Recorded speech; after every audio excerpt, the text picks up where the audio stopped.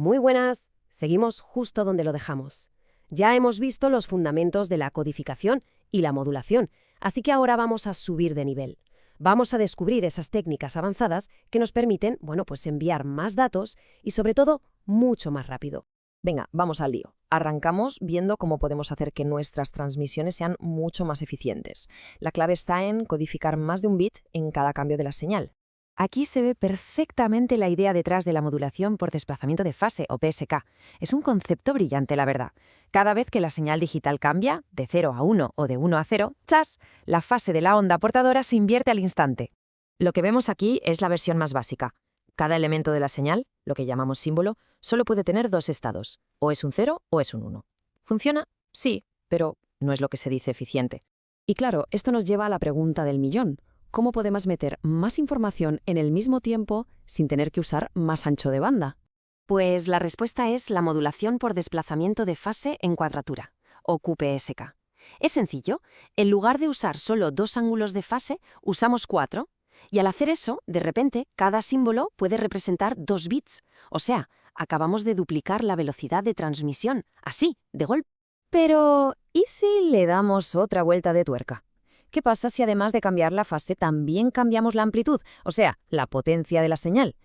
Pues que llegamos a la modulación de amplitud en cuadratura, la famosa QAM. De repente tenemos un montón de estados posibles, lo que nos permite meter en cada símbolo 4, 8, 16 o incluso más bits. Una pasada. Vale, cambiamos de tercio. Ya sabemos cómo codificar bits de forma muy eficiente. Pero, ¿cómo pasamos de una señal analógica, como puede ser la voz, a esos bits? Pues para eso está la modulación por codificación de pulsos, o PCM. El primer paso es el muestreo. Imagina que a intervalos de tiempo súper regulares medimos la altura de la señal analógica.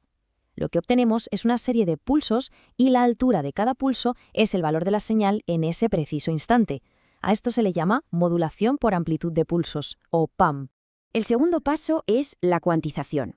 A ver, no podemos trabajar con infinitos valores de amplitud, así que lo que hacemos es redondear la altura de cada pulso al escalón más cercano, de una serie de niveles que hemos definido antes. Y aquí está la clave del asunto. Cuantos más bits usemos para codificar, más niveles de cuantización tendremos, y más fiel será la señal digital al sonido original. La pega, claro, es que a más bits, más datos tenemos que enviar. Es un equilibrio. Y por último, cada uno de esos niveles, de esos escalones, se traduce a su número binario correspondiente. Y ya está. Ahí lo tenemos, un chorro de ceros y unos, que es la representación digital de la señal analógica con la que empezamos. Eso, amigos, es una señal PCM. Bien, ya tenemos nuestras señales digitales. Pero ahora viene otro reto. ¿Cómo enviamos miles de ellas, como por ejemplo miles de llamadas de teléfono, por un único cable de fibra óptica o por la misma frecuencia de radio? Pues aquí es donde entra la multiplexación. La idea es muy simple, en realidad. Se trata de combinar varias señales para que viajen juntas por el mismo camino. Y para hacer esto hay dos estrategias principales. Pensemos de nuevo en una autopista. Con la multiplexación por división de frecuencia, o FDM, es como si le diéramos a cada conversación su propio carril. En cambio, con la multiplexación por división de tiempo, o TDM, todos usan el mismo carril, pero por turnos. Una divide el espacio, la otra divide el tiempo. Vamos a ver un poco más a fondo FDM. Como decíamos, cada canal de datos, cada conversación, tiene su propio carril de frecuencia, bien delimitado para no molestar a los demás. Y todos esos carriles viajan juntos por el mismo medio, por el aire, por ejemplo. Piensa en la radio del coche. Puedes poner una emisora de noticias en una frecuencia y otra de música en otra completamente distinta. Ambas te llegan a la vez, pero cada una en su carril. Pues eso es FDM puro y duro. Por otro lado, TDM funciona de manera distinta y es para señales digitales. En lugar de dividir la frecuencia, lo que hace es dar a cada canal un pequeñísimo intervalo de tiempo para que envíe un trocito de sus datos. Y así van, uno detrás de otro, a una velocidad de vértigo. Dentro de la TDM hay dos sabores. La síncrona, que es la más simple, asigna turnos fijos a cada canal, aunque no tenga nada que decir, lo cual puede ser un desperdicio. Y luego está la estadística, que es más lista. Asigna los turnos solo a los canales que de verdad tienen datos que enviar. Es mucho más eficiente y es la que se usa en la mayoría de redes cableadas hoy en día. Y para que esto no se quede en teoría, vamos a ver un ejemplo real, un clásico de la TDM síncrona, cómo se multiplexaban los canales de voz en las primeras redes telefónicas digitales, como la RDSI. En Europa, el estándar organizaba los datos en lo que se llaman tramas.